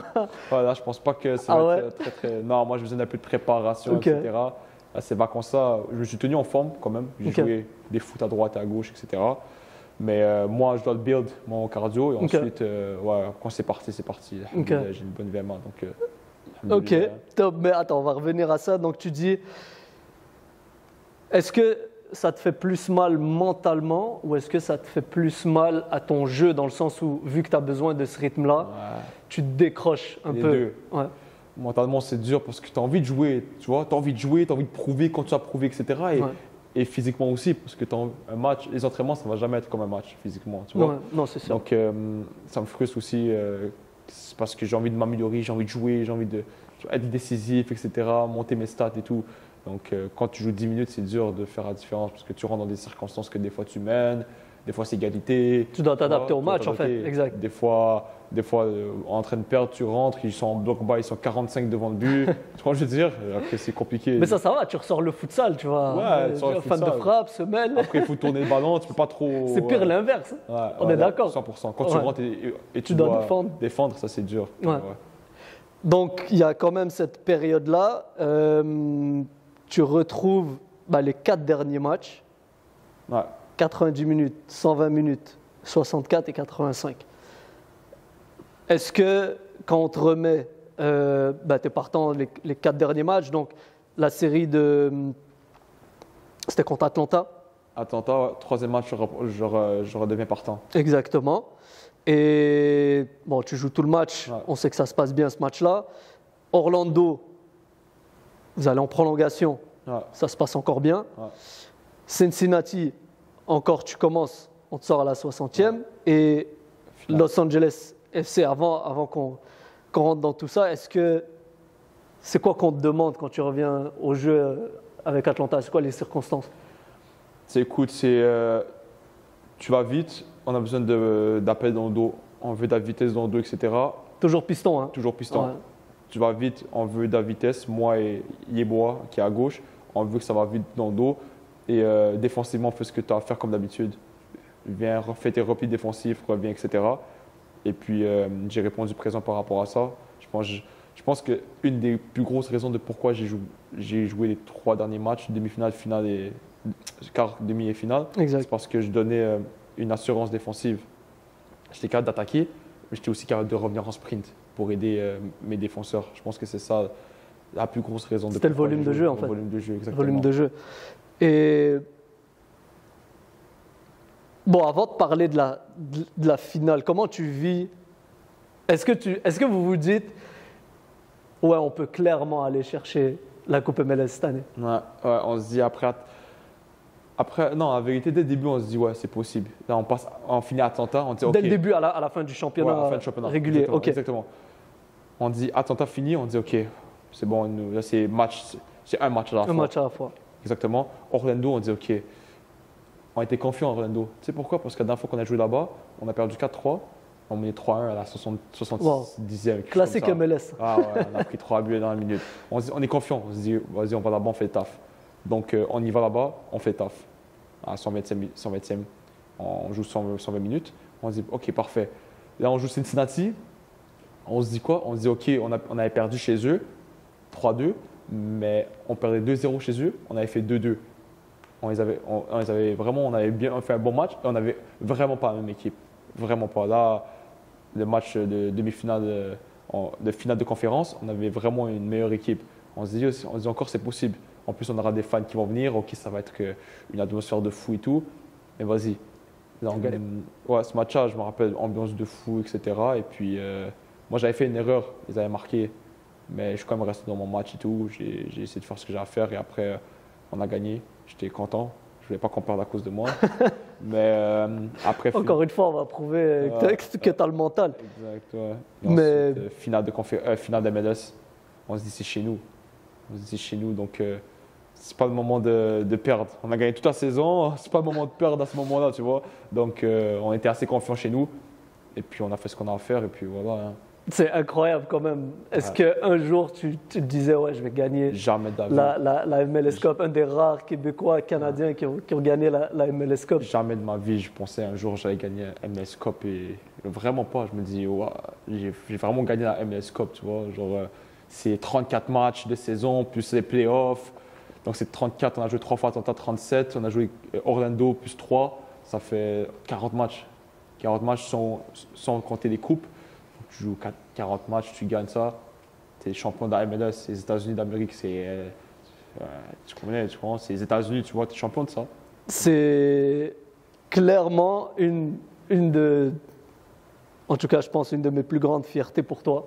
C'est que tu as prouvé, en tout cas à travers un chemin parsemé d'embûches, que tu as pu arriver là sans jamais te remettre toi en question, en tout cas en termes de tes qualités, de tes capacités. Et on sent qu'il y a eu beaucoup de croyance en Dieu. Et aujourd'hui, tu as pu vivre vraiment un truc incroyable. Je tiens à le répéter honnêtement.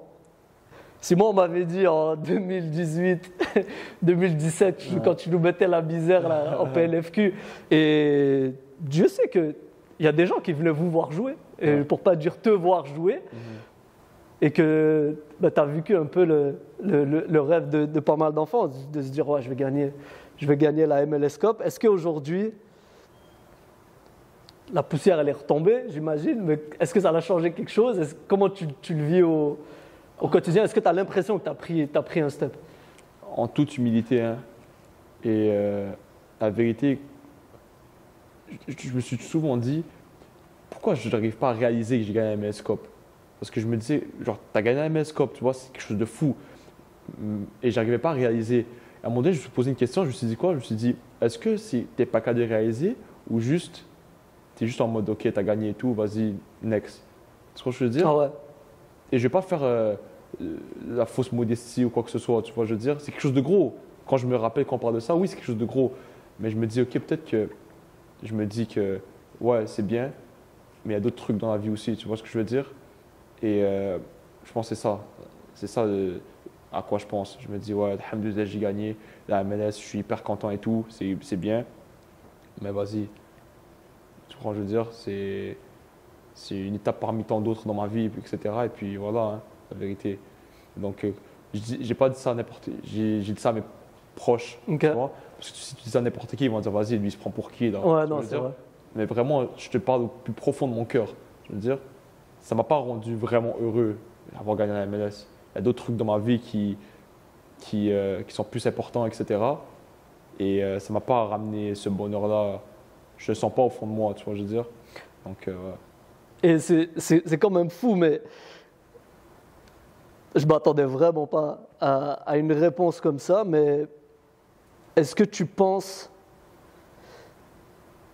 mon hypothèse, c'est peut-être de me dire, ben, justement, vu que tu es surtout attaché à le chemin qui va te ramener à quelque part, et ben, si ça ne te ramène pas à l'objectif ultime, c'est pas grave, parce que toi, ce qui t'intéresse, c'est la progression, ce qui t'intéresse, c'est ben, d'avoir ta passion, parce que ce que j'entends, en fait, c'est la finalité du truc.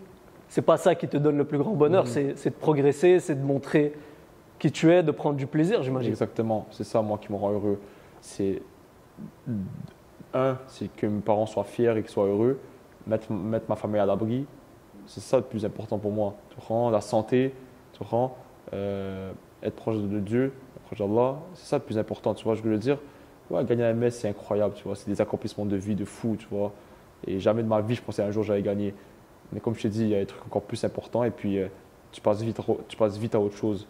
Et puis, c'est ça, hein, peut-être qu'un jour, je vais accomplir encore d'autres choses et je vais me dire la même chose qu'aujourd'hui, tu vois. Et comme je te dis encore une fois, c'est pas ma tête qui est en train de te parler, c'est vraiment ce que je ressens au plus profond de moi, tu vois. Donc, Non, c'est vraiment important que tu aies la confiance de pouvoir partager ça. Tu sais, on se connaît depuis longtemps, on a quand même un écart d'âge, mais peut-être je peux comprendre que ça, tu l'as partagé qu'avec tes proches, mais je pense que c'est quand même important de revenir sur Terre assez rapidement. Et bah, si on fait le fil conducteur de ce qui t'a mené là, je pense que si tu n'avais pas ce réalisme-là, de se dire, bah oui, ok, c'est un titre, super, mais la vie continue. La vie continue, effectivement. Puis, je pense que c'est les valeurs derrière, donc c'est honnêtement super. Je tiens quand même à dire une chose. Tu es un exemple pour pas mal de jeunes, que ce soit au Québec, au Canada ou même en Algérie. Je suis pas mal sûr qu'il y a des gens de partout dans le monde qui vont regarder la vidéo puis qui vont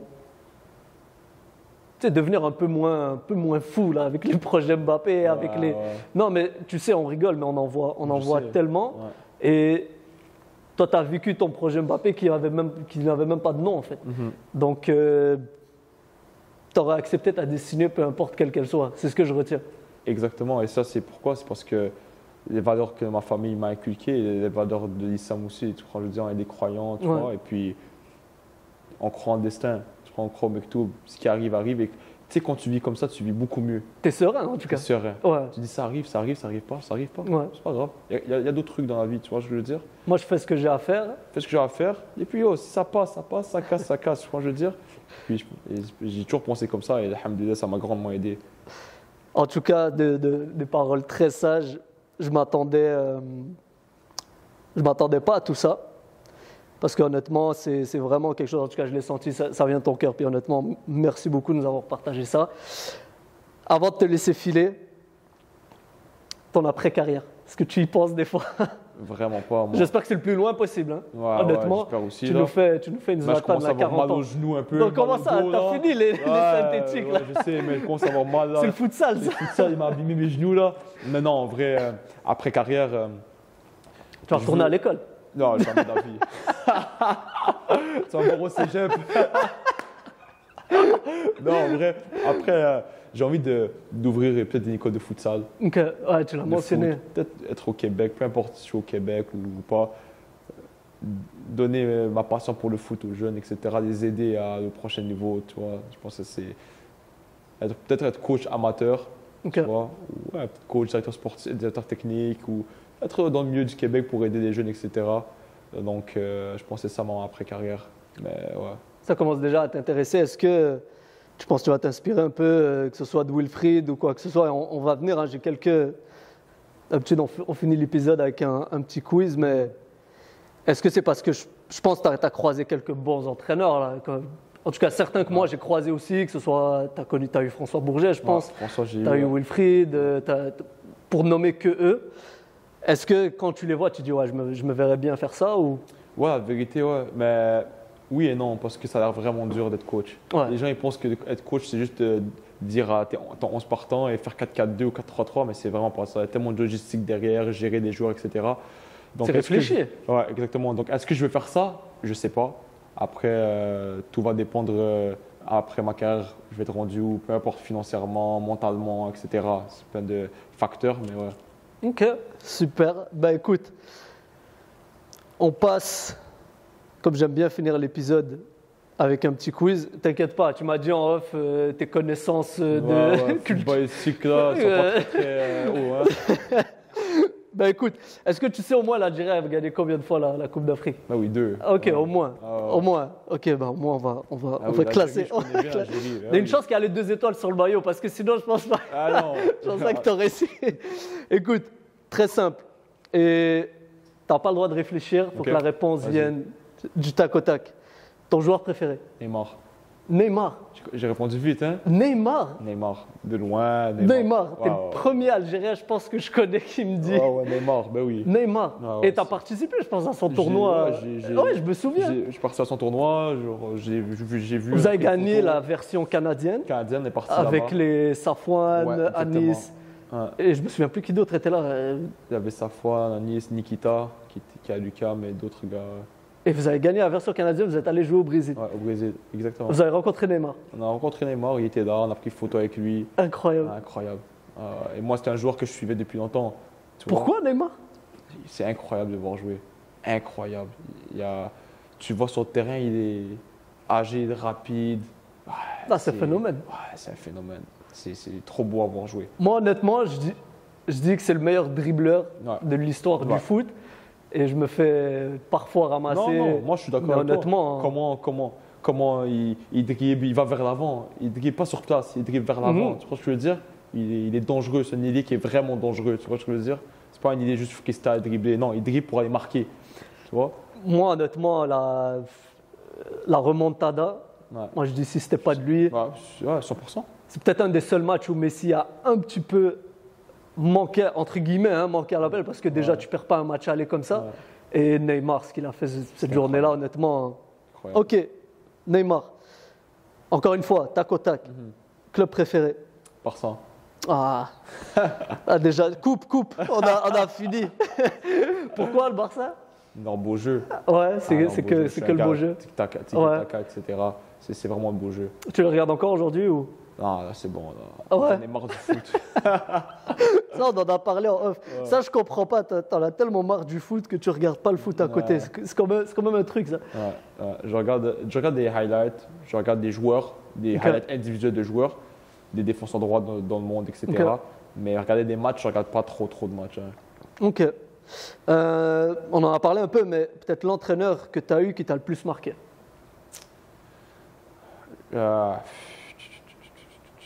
Je dirais Wilfried, je pense. Ouais.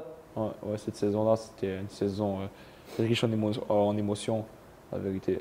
Ouais, je pense Je pense que c'est dur de battre Ouais, ça. ouais, ouais. Bah, écoute, tu parlais de Chiellini tout à l'heure, mais je veux savoir le meilleur joueur contre qui tu as joué. Qui m'a le plus impressionné? Ouais. Ça, tu peux réfléchir un peu. Ouais, c'est un gars qui m'a vraiment impressionné. Bouanga était bon. Ouais. C'est un bon joueur. Il joue bien. Après, moi, on est toujours à deux à défendre. Moi et Steven Moreira, Mhm. on est toujours là, il est toujours derrière moi à m'aider. Et moi, je reviens pour l'aider, etc. Donc, il n'y a pas beaucoup de joueurs qui nous ont vraiment dribblé. Là. Ok. Si on voit la finale de la MLS Next Cup, je pense que Bouanga, il ne nous a pas dribblé. Ouais. Pas plus qu'une fois, 2 fois. La vérité, on a vraiment été solide. On a été solide. Donc, il y a des bons joueurs. Je joue contre des bons joueurs, des Benteke, des Bernadeschi, Shaqiri et tout. Mais un qui m'a vraiment impressionné, je ne pourrais pas te dire la vérité. Bah, Avec déjà, toute tu as humilité, nommé Ouais, des gros des gros belles noms. montures, là. Ouais, ouais. Un des meilleurs joueurs avec qui tu as joué. Dans mon équipe, j'ai Nagby, numéro 6. Incroyable. Moi, honnêtement, je voulais pas le dire, Ouais. mais il m'a impressionné cette Aussi saison. de fou. Et Morera. Ouais. Ouais, Morera, c'est incroyable, la vérité. C'est un défenseur droit, lui, de base. Incroyable. Naibera qui joue c'est excellent. Il a joué hier. Non, excuse-moi, ouais, hier, Cap-Vert hier. Il a joué avec Cap-Vert hier. C'est lui qui a ramené le but, le Ouais. premier but. Donc, Ils ont non. fait la surprise, le Cap-Vert, Ouais, hier, Cap-Vert, en ils Coupe ont fait- d'Afrique. ouais. Top. On a parlé de ton cardio, on a parlé de tes qualités techniques. Une qualité que tu aimerais ajouter à ton arsenal. En vérité, j'aimerais bien avoir une bonne finition. Deux trucs, avoir une Ok. bonne finition, finir bien et avoir un bon pied gauche. Je me débrouille avec mon pied gauche. Mais Ton avoir un pied gauche bon est pas mal. Ouais, il est pas mal. Pas mal. Mais vraiment dribbling, Ok. tu comprends? Parce que là, quand tu es à droite, défenseur droit ou piston droit, tu fixes. J'aimerais ça, genre pouvoir rentrer à Rentrer l'intérieur à gauche. et enrouler, tu vois. Et je veux on dire? roule- ah ouais, Et avoir- rien de moins. Ouais, tu as deux options, tu vois. Tu peux aller sur ton pied droit frapper ou pied gauche enroulé, tu vois. Ok. Je veux dire? Ce serait intéressant ça d'avoir ça. Et un défaut que tu aimerais améliorer. Ah, mon jeu de tête. Ah ouais. Ah ouais, en plus, nous, il y a moi et Morera. Nous, on se chamaille pour savoir qui va prendre la tête. Ah ouais. Ah ouais, ouais. Les deux, on saute, on fait ça. J'ai des tu techniques pour toi parce qu'on on a vu tes stats en off. vois. Et la première chose que tu m'as dit montre-moi mes pires. Ouais. Et il y avait le jeu aérien, mais je t'ai Aérien. dit, mais si tu sautes jamais à la tête, tu Ouais. n'auras pas beaucoup de chiffres. 100%. Mais Non, je saute des fois, la vérité, mais après, quand je saute, c'est dans des positions où, vas-y, j'ai pas forcément besoin de gagner le duel, tu vois. ok, je comprends. Et donc, Tu vas-y, sautes juste pour je saute montrer que tu sautes. Ouais, exactement. Je me baisse un peu à la fin. Ah, écoute, on peut pas tout avoir. Tu sais, je pense, Ouais, tu as des joueurs qui ont que le jeu de tête. ouais, exactement. Donc, ok. Et dernière question, avant qu'on passe aux questions de tes fans, on en a eu beaucoup. Ton idole ou ton modèle, que ce soit dans le sport ou dans la vie en manière générale. Dans le sport, je dirais mon Tout- modèle dans le sport. Tout sport confondu, Ouais. intergénérationnel, tu peux me nommer. Un modèle que je me suis vraiment inspiré de lui. Je pense sur le terrain, je m'inspire de Daniel Alves. Ok. Je regarde souvent Daniel Alves. J'ai regardé souvent Daniel Alves. Et Kimmich aussi, j'ai regardé Ok. avant. À Ouais. l'époque, je regardais quand, ouais, Quand il jouait latéral droit quand au je regardais Bayern. à droite. Ouais. Je pense que c'est ces deux-là qui